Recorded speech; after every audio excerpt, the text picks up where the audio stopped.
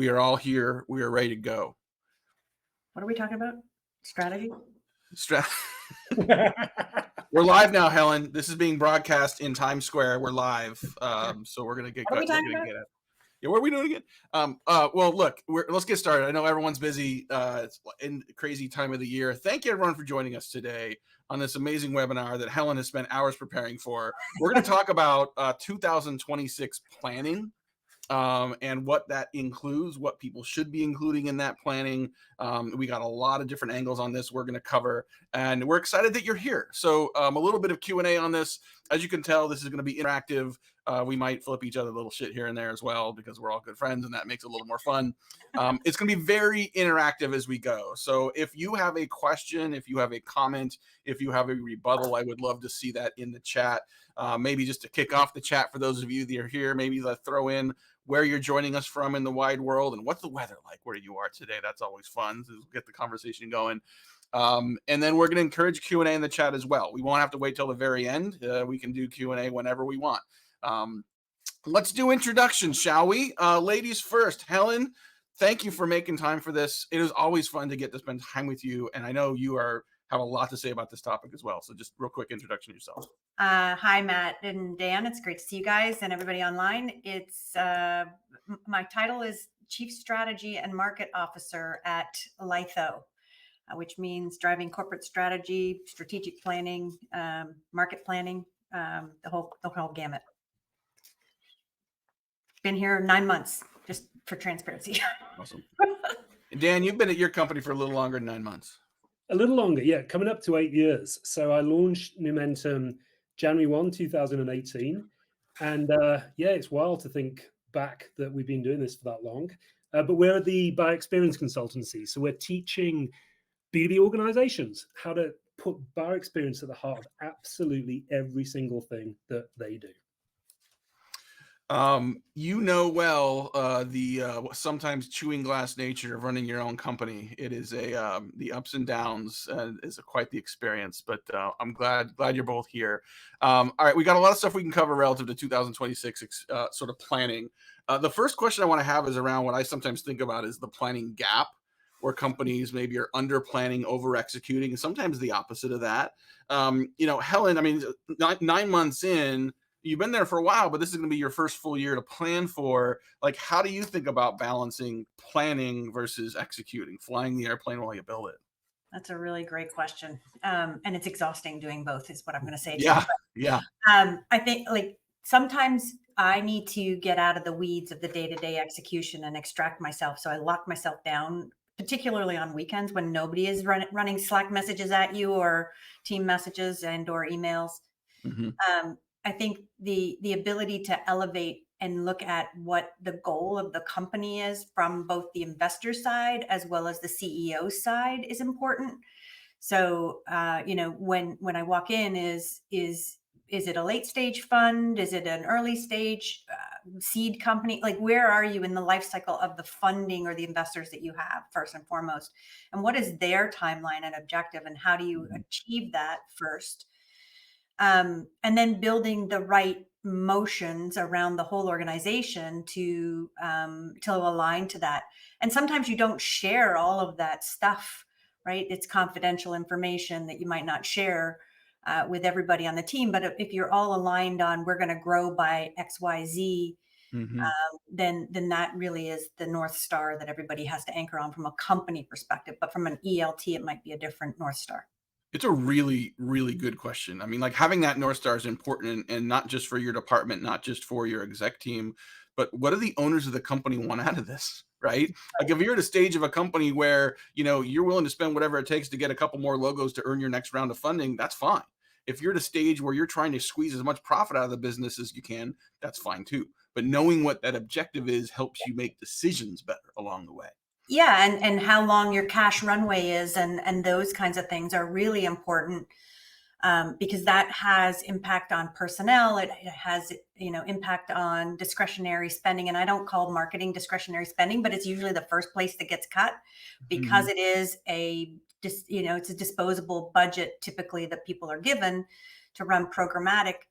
And so like, how do you make sure that you understand what that first big North Star really is? Yeah. And then you design your strategies underneath that. And strategies are go-to-market strategy, right? It's the Yeah. product strategy, it's the resourcing strategy, it's the where do I spend, where do I take risk kind of strategy as well. And then I think the big thing this year is how enablement with AI has to really become the forefront of efficiencies and scale and return on investment more holistically in most organizations. I think people are dabbling, Yeah. but part of our strategy here is how can we operationalize with AI to the end of accelerating revenue, increasing retention, all the things that typically have Yeah. to run the business by. 6 minutes, Dan. 6 minutes time to AI in this webinar. We got there real fast. I'm not That's a surprised, record. and it is. But in all seriousness, it is that important, and I think it is past time for companies to think of AI not as a tool or a dabble or an experiment. This needs to be infrastructure, and it needs to be infrastructure now. Quick on the planning side, though, Dan. I mean, you work with a ton of sales organizations. Like, some companies feel like they're always in planning mode, and some, unfortunately, are never in planning mode and just kind of flying by the seat of their pants. What do you see as the best balance? What's the most successful, healthiest balance you see, especially from a sales perspective? Well, when we go into organizations, this is probably the best way of answering this. We say, show us the plan. And Yeah. I love the concept of the North Star, because I'll say to organization, not necessarily using the North Star as a term, but what's the North Star? What is the thing that we are attaching the plan to? And we get 5 or 6 different answers, oftentimes very different to what the CEOs told us. So that's one thing. And in terms of the planning itself, I heard this great line. I'm not going to even claim this was mine. Most revenue plans are actually activity plans dressed up as strategy. Wow. Yeah, I can't claim that. That's from Jordan Shabika, my business partner. And it's so true, because it's everything we see. It's just like, we've got all these sequences set up for sales, and we've got all of this content produced. I'm like, great. Is it working? And have you trained the people on how to use the content? No, it's not working. And no, we haven't. So it's always an interesting initial series of conversations. Well, then sometimes you see companies that say, well, no, we run in an agile format. And I'm okay with moving quickly, but sometimes agile is used as an excuse for not having a strategy. Right. Or you say, like, well, how can we even be strategic and think long-term planning? Who knows what's going to happen? I don't know what's going to happen with tariffs.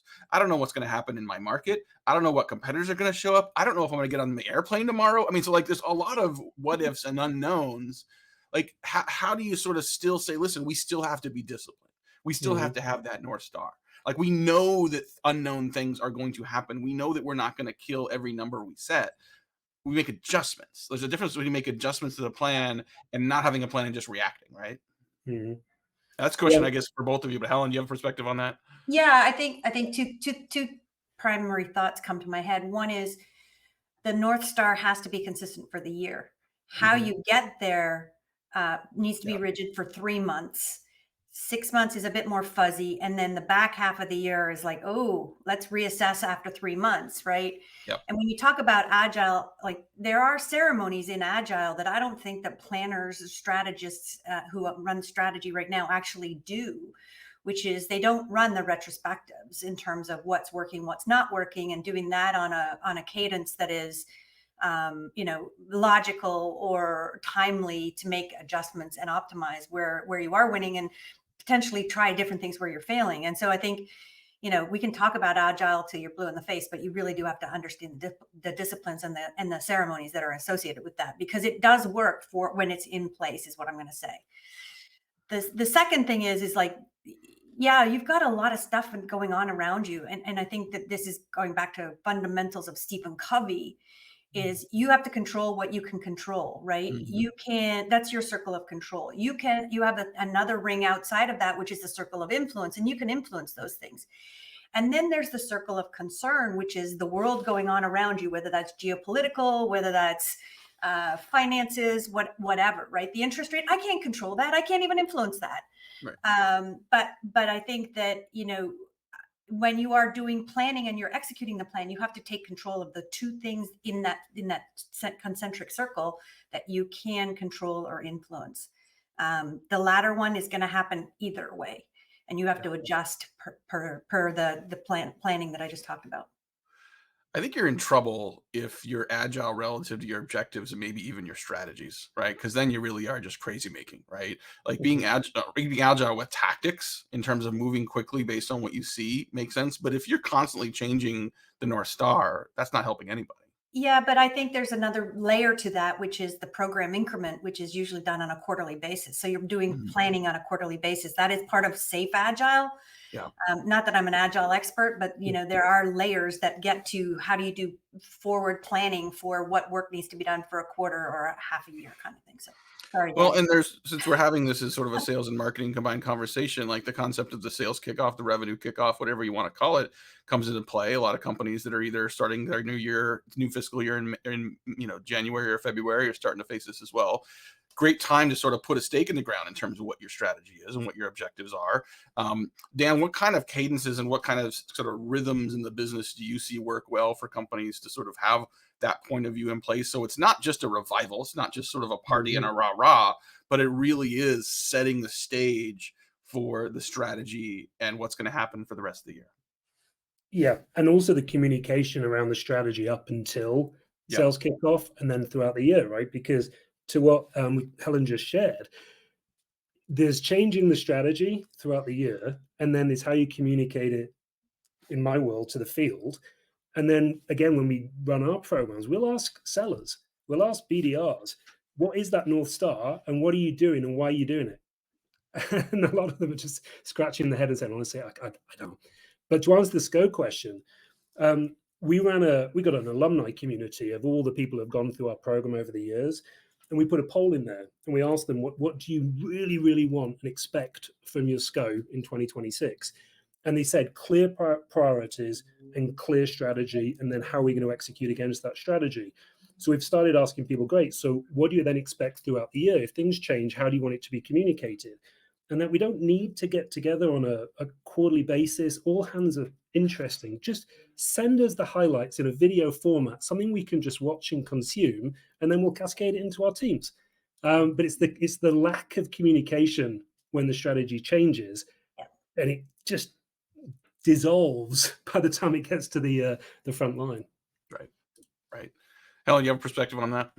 Yeah, I think like this is change management as well in that, right? And I think that one of the things that I've talked to you about many times is like resume making moments, right? And so part of this in terms of a strategy and a change in strategy is helping people understand where they fit, right?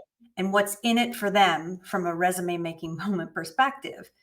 And to Dan, like a BDR who's, probably first, second, third job, all they care about is, do I have enough money, right?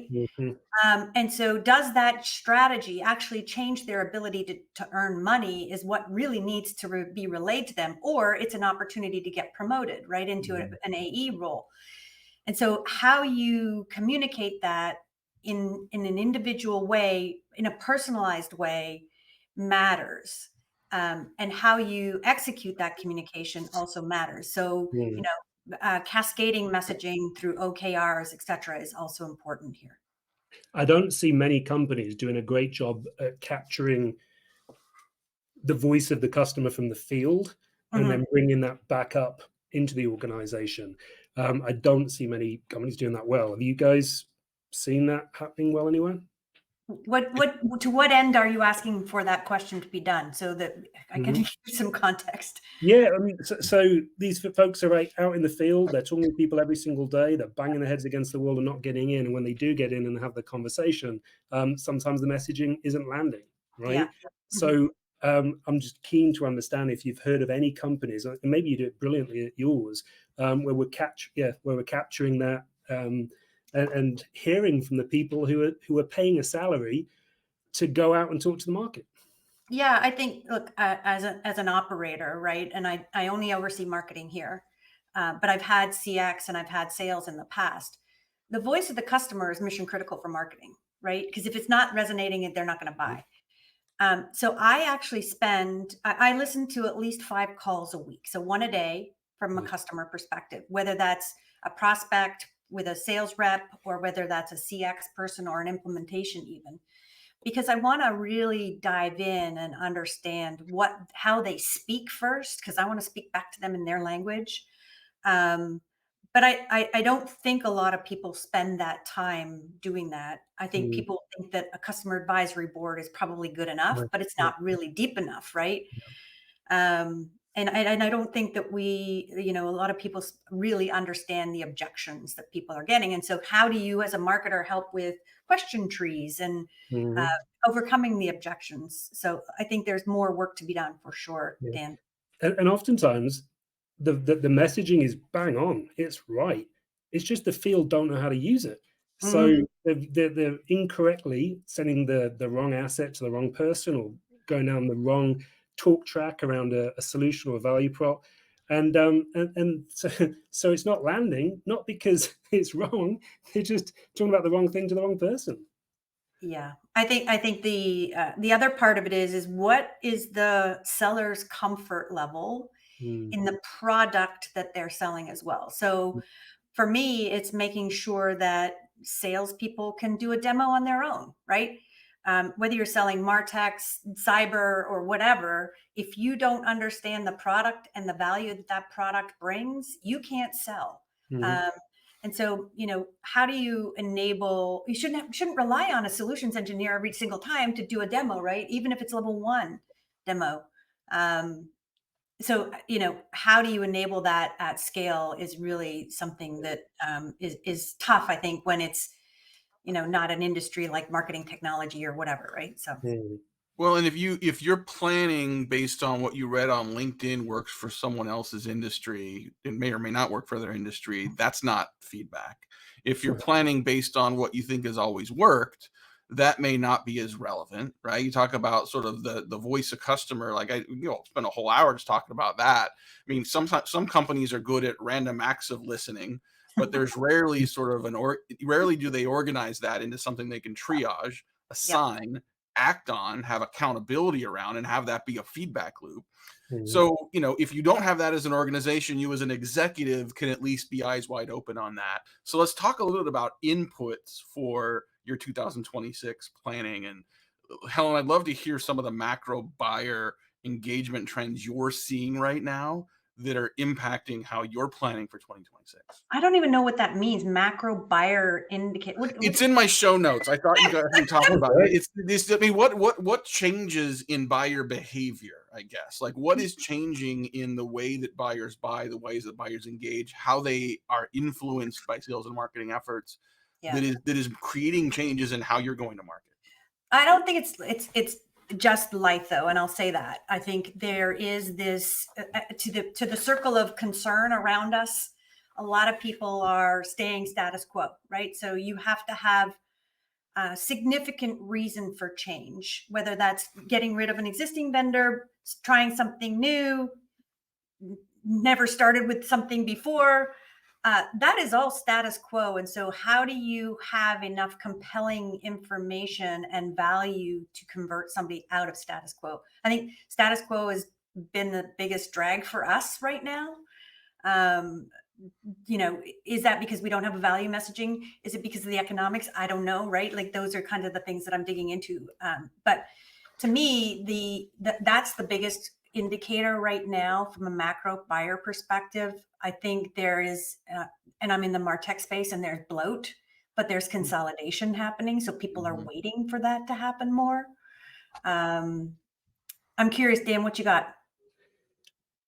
I think we've created, as an industry, a little bit of this status quo too. Yeah. Because yes, buyers are scared of change and all of that good stuff, or it's too much effort to do, or they don't see enough value in switching, or whatever it might be. But I also think they've put their walls up to such an extent now where they don't want to chat particularly with salespeople, and they don't particularly want or have time to read much that's been sent to them if it was not requested. So I think we've kind of created this with the the volume of, it's a technical term, shit that people have been throwing at buyers for such a long period of time now. We've got to try a different way of engaging, and the things that we know are working, and this can work at mid-market at scale, is imagine a world where you literally identified your ICP and did it properly, and then identified all the relationships that exist right across your entire organization and across your partner ecosystem and your investors and your executive leadership team and your own networks. And then you mapped all of that. Imagine this, mapping all of that to the companies you're trying to sell to and the buying personas at those companies, right? And then engaging as a human being. As a human being with another human being, say, hey, John speaks highly of you. I've done my due diligence. I see there's a gap or an opportunity here. Maybe we should have a chat. I think the other side of that, though, and then this is, it's well reported by Forrester, Gartner, Sixth Sense, Path Factory. 95% of the journey is done before people, right? Yep. And so I think there's planning to be done around differentiating the experience in that 95%. I think we've been playing playbooks that don't apply anymore in today's world. And I go back to AI, but like agents are going to be buying soon. Yep. And so how do you prepare your ecosystem of content and experience and pre-sale selling differently? Like those are the things that are keeping me awake at the moment in terms of a website isn't good enough, how do I get found in the LLMs? How do I make sure that somebody who's doing research on a weekend can actually talk to someone or something or do further deep dive with greater context to the questions that they need to answer to break that status quo? I think the other part of it is how do you mitigate the risk differently that now is also changed. And so, that's part of my planning right now is what does 2026 customer experience, and I call it customer experience on our marketing communications and our sales experiences. How does that change in 2026 from where it is today? I think one of the underlying macro trends here, Helen, is this concept of trust, right? Like, who do I trust? What do I trust? What information do I trust? What brands do I trust? Do I trust the brand or do I trust the person? Right? Like usually we don't have a relationship with a building. Sometimes we feel like we have a relationship with a brand or a logo. But in our work, a lot of the times the relationships with someone else. And I think you're right. Robots are going to start to sell the robots here. But I think there's the trust still has to be built in that as a system. Yeah. Right? Dan, can you talk a little bit about trust? I mean, it's part of the entire go-to-market motion, but I feel like, again, like if you watch LinkedIn for like 5 minutes, you think you can just, create an army of agents that are going to carpet bomb your prospects and you're going to get enough deals that you're just going to get there. I don't think that creates trust anywhere. And I would love for my competitors to do that because I think it makes a more trust relationship driven process stand out. But just curious your perspective, given your time with so many sales teams. Yeah, couple of things couple of things to share. So the first one is, and it also depends what you're selling into whom. But if your message is even remotely interesting and it catches that buyer in that 5% window, what are they going to do? They're going to look to see who sent it. And I've been banging this drum for more than a decade now in terms of your presence on LinkedIn. And it's changed a lot over the years in terms of the hypothesis and what I've been talking about.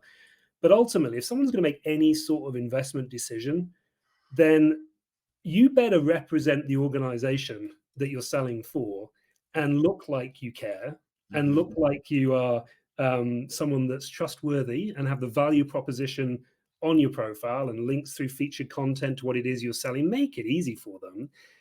But then the other part of this, in terms of opportunity and for mid-market firms in particular, you've got your customer base and you've got people who have already made those purchases. So let's look for their peers and let's see who they know. And then let's get introduced to them through your customers. The best channel of trust, Yeah. Yeah, I mean, I see this a lot in MarTech too, Helen, where there's just, there's a lot, I get a lot of email, a lot of digital. There's a push to do things more inexpensively. There's a push to do things faster. We do more with less. And Mhm. too often the shortcuts we make kind of dehumanize the process. Mm. Like we've got these tools that are supposed to make things more personal, right? But the Yeah. personalization is not authentic and doesn't build trust. Like, I feel like there's still an enormous opportunity to get that right. We're just not quite there yet. Yeah, and I think the other thing I would say is that your executive team has to play a role in that as much as anybody else. And like I know I see Dan and Matt on LinkedIn all the time, but it has to be done with credibility, is what I want to caveat that, right? Like you can't have people blasting stuff about something they know nothing about, but they think they've done a chat GPT kind of search on whatever topic it is, and now they've become the authority. You have to have operators who've done what your company does talk about it in a meaningful and purposeful way. And it's not always talking about the company, it's talking about the topic itself that that company solves for.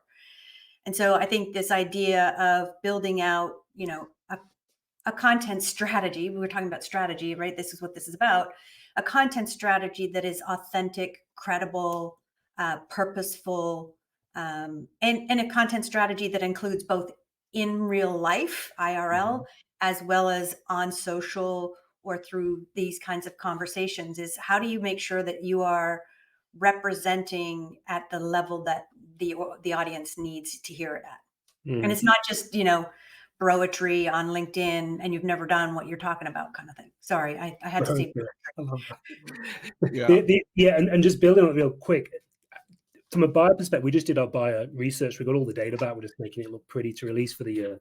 And one of the things that came back very clearly was, as a buyer, the more strategic the investment is that I'm into the product or solution I'm going to be purchasing, the more likely I am, obviously, to be looking at the leadership team of the organization. And still to this day, with the programs that we run, we look at the CEO, the chief technology officer, the chief product officer, whoever's behind the scenes running the show, and it looks like they just either don't care about where they're working and who they're representing and what they're doing. So that is a massive opportunity for firms to just get those particular people looking the part and then taking the story to market. Yeah. So guys, I got a bunch of questions I can keep asking, but I want to make sure we get to what you care about as well. So if you are attending this live, thank you for making us part of your day. If you have questions for our esteemed panelists, we would love to get those. If you can throw those into the chat, we'll make sure we get those to folks here. Before we move into one of my favorite parts of these conversations, which is always sort of the dumpster fires, the cautionary tales, I want to talk about like sales and marketing alignment. Right, which I feel like just to be honest, I feel like we've been talking about it for a very long time, and partly because we haven't really solved it. There's this continuum between like jazz hands at sales kickoff and operational excellence on a Tuesday, like going from sort of strategic to highly tactical is really important. Yet we continue to not crack that. We continue to be bad at cracking that nut, and we end up with random and isolated go-to-market motions that don't tie together. Tiny tactical question: how do we fix that? You think I'd be working for somebody else if I had that answer? No. I know. It's you got a lot of smart people that cared about this, that know the impact it can have, and yet I feel like we're still treading water. Dan? We can't solve the whole thing, but we've definitely identified areas where we can synergies. So I didn't sleep much last night. So the first one was we always ask I mentioned it earlier. We always ask how much work has been done training your customer-facing people on all of the assets that are being created. Who have they been created for? When do you use them? At what stage do you use them? All of that good stuff. And the answer 95% of the time is very little. We also hear a lot, but we've invested in one of these incredible employee advocacy platforms, yet adoption just isn't there. Well, guess why? Because you haven't explained to the salespeople who you're asking to use it what's in it for them, right? And then it's always like, we got to get the brand out there and you've got to do this. Well, no, tell them that by posting on LinkedIn with the algorithm the way it is, it's actually going to educate and influence the very people that you are connecting with on LinkedIn and trying to sell to. And then salespeople are like, oh, well, maybe I'll stop posting. So there's just that communication.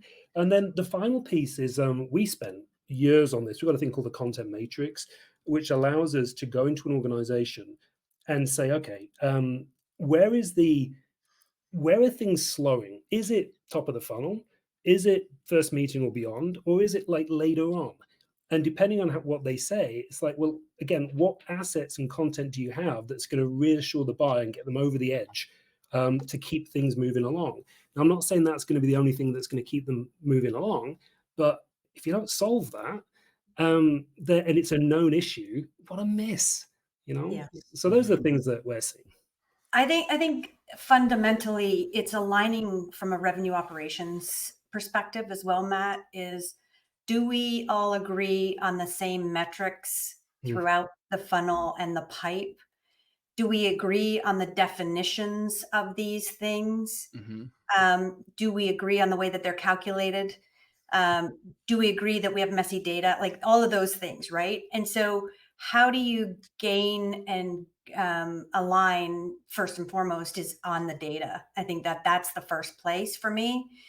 And I like to look at it from a trailing 5-quarter perspective because that gets the seasonality out of the mix, right? And that includes, pipeline creation, origination, whatever you want to call it, by team. That includes conversion rates all the way through the funnel and the pipe and the velocity, right? And you can add filters on that by segment, by industry, whatever, right? But if you don't agree on those 3 core metrics that I just mentioned, then you will never be aligned. And so having a very good, strong revenue operator who plays Switzerland is part of that beauty of aligning sales and marketing together. It's done with purpose, right? That it's not, I'm not here to make you look like an idiot or that you're not performing. It's let's get to the root cause of what's working and not working. And I think that that's where I start first in any organization is those kinds of things.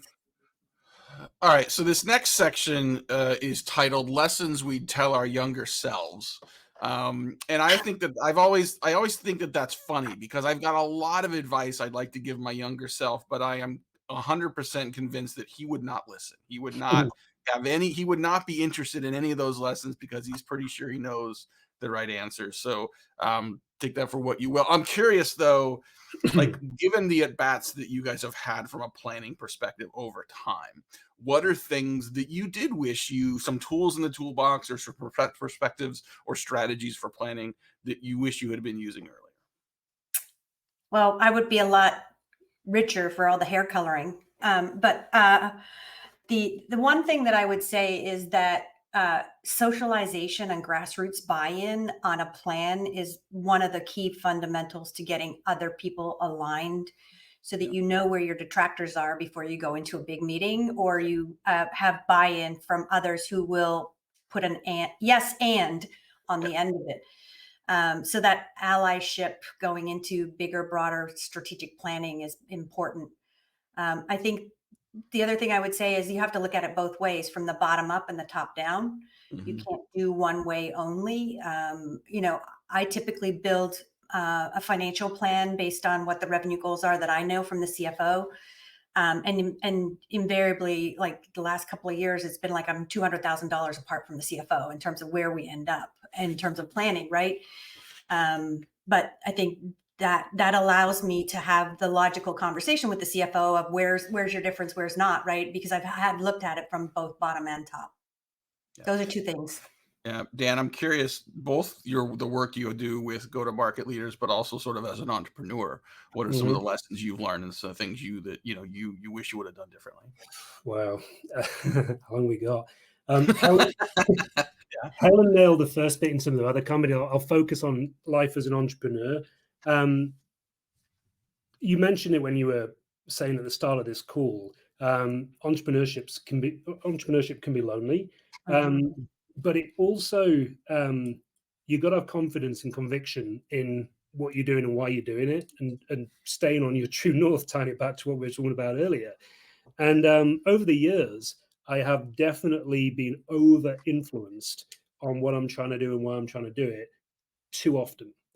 And I've learned over the 8 years, particularly in the last 3 or so, what we're doing, why we're doing it, and sitting tight on that true north. And it's been just a game changer for us as a business. Yeah. So it's trusting yourself. Ultimately, we're senior leaders. We know what we're doing. We've got the experience. We just got to stay true to ourselves. Yeah. Yeah, The one other thing I would say is consistency, right? Like you've got your gut reaction. And I think too often when you're young, you're chasing the purple squirrel of the moment. Mm-hmm. And I think being true to that North Star is really important. And I think you just summarized that brilliantly, Dan. Yeah, I want to double down on the concept of intuition, right? I mean, Helen, you remember when we had this gal join our CMO Coffee Talk group, and she has studied intuition, right? And a lot of times we will tell ourselves, "I'm just making this up as I go." Like, well, aren't we all? But not really, right? Mm-hmm. It's your experience plus new data plus new insights plus something that whatever happened, that your intuition, your gut feel is usually right because it is being filtered through your brain and all those things you already know. You may not be able to speak them all right now, but your brain knows it, and that's your gut is that intuition that is a lot better guide than we kind of give it credit for. All right, dumpster fire time, guys. What this can be something you've been through. This can be an anonymized story of something that you've seen elsewhere. What's a mistake or pitfall you would advise today's leader to avoid relative to planning? Don't do it without data. Fair. I think the other part of it is to your point about intuition. If your intuition is telling you act, don't just sit on it. I've worked with some people who walk into organizations and make very rapid decisions for multiple reasons, right? Running out of cash, investors are pissed, or the market needs to change. We need to meet the market where the market's going. Mm-hmm. And I think that intuition and that decision making is critical. And then there are people who sit so long that they miss it all. Yeah. So, to your point around intuition and you got to take action. Yeah. You got to take action. So. We got an advisory board and they're fantastic, but they're not there to tell me what to do. They're there to give an opinion and me decide what I want to do with what they've shared with me. Yeah. And oftentimes I take the opinion and go with my intuition, and it seems to work out.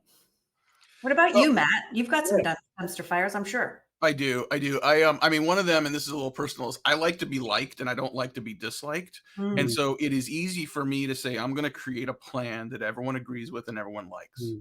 Right.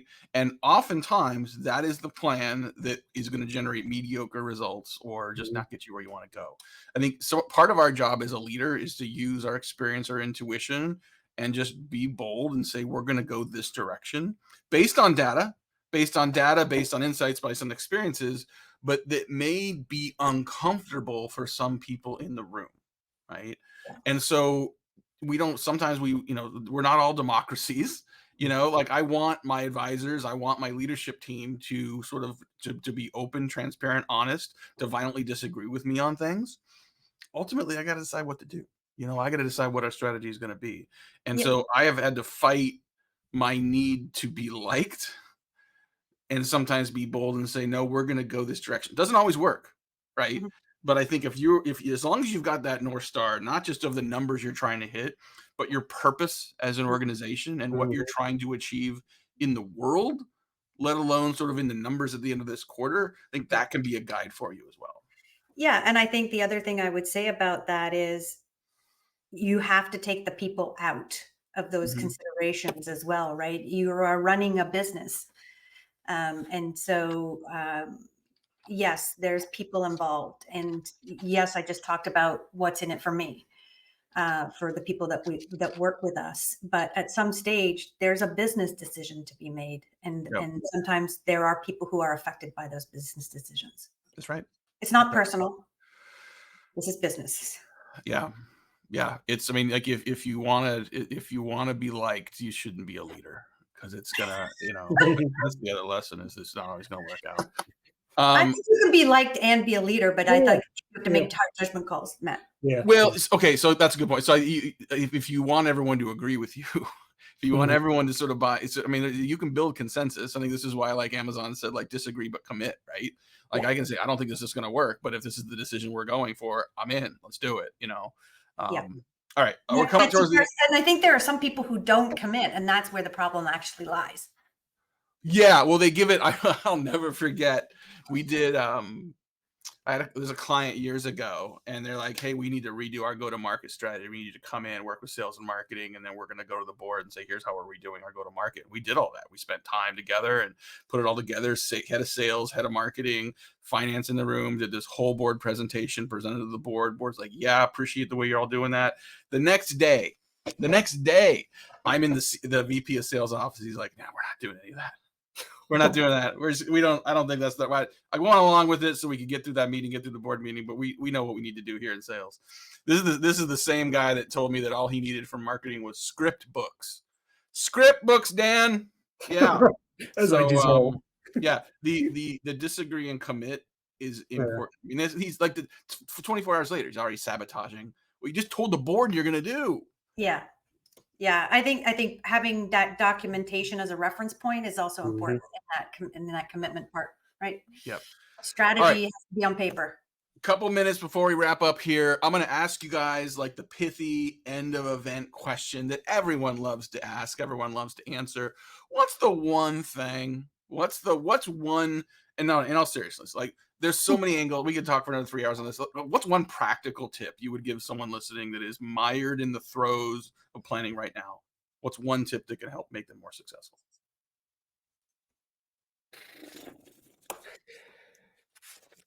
I'm going to go from a slightly different lens because yes, we're talking about planning, but again, my world is a lot of sales organizations. Make sure, even if your product can solve for so many different things and so many different industries, so many different use cases, stay focused on the true north. 100% stay, and don't get sidetracked, pulled into other areas, unless, to Helen's point, you've gone deep in the data and there is a reason to go off away from your true north. Yeah, I think the other part I would do, look, as you talked about, it's lonely at the top. Yep. And it's the same for chief market officer, chief revenue officer. It's pretty lonely up there. I like to map where I fit in that strategy. And what's in it for me, right? In terms of, is it a career growth? Is it my retirement package? Where do I fit and what's the possible outcomes of that? Yep. And so I think it grounds me first so that I can help other people ground to show where they fit into that strategy as well.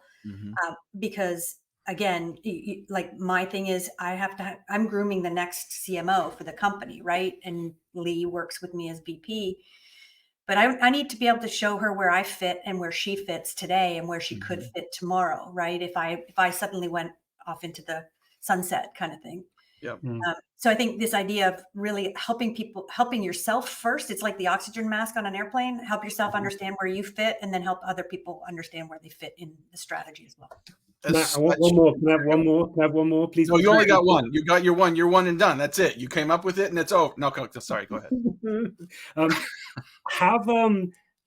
Have a support ecosystem.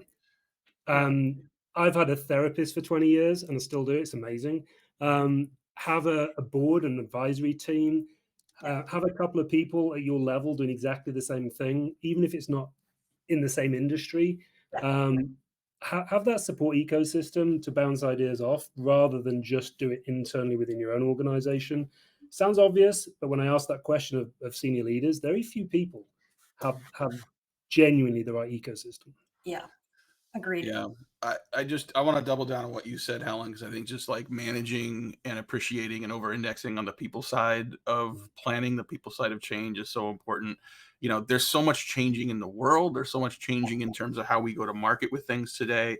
And it's easy for our people to respond in a defensive, fearful way. Every time we go in and do go-to-market projects with clients where we're changing motions, we're changing rhythms. These aren't campaigns, these are culture changes. Yeah. And so if you think about it as a culture change, you have to address the mindset and change that people individually are going through, where they literally will say, I knew how to do it the old way. I don't understand this new way. Am I going to be able to pay my bills? It literally goes there very, very quickly for people. And if you can't address that, if you can't let people have that conversation, if you can't give people the space to say, we are going to do something new, we are going to fail, we're going to break glass, part of the process. Yeah. And I think it's, it goes back to Maslow's hierarchy. Where are they in their journey, and what are you addressing in their journey of Maslow's hierarchy? And there's another reference, the trough of disillusionment when change is happening, right? So how do you try to get ahead of that sooner by bringing people along with you rather than pushing them into the trough? Awesome. Well, this has been great, guys. Thank you so much for being part of this. It was a fun conversation. Hopefully those of you that were watching live got a lot of value out of this. Well, this will be available on demand. Everyone that was here, everyone that signed up will get an on-demand version of this. We're going to opus the crap out of this as well. So we'll have a lot of like cool little snippets of parts of this conversation that we'll be able to post for those of you that are watching as well.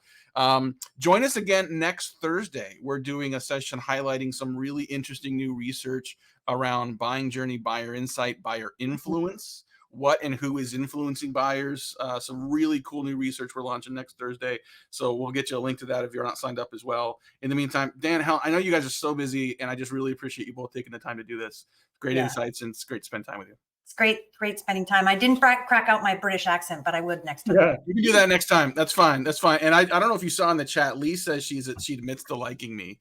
And if any of you like, I feel like I need to print that out and like just put that in my wallet or something, because I just I really do like people to like me. And most of the time I think Lee doesn't like me. So I think it's nice to see. I like you too, Matt. Yeah. We like you too, Matt. Thank you. Love you guys. Thank you so much. Bye, Thanks guys. everyone for being here. We'll see you next time. Bye. Bye-bye.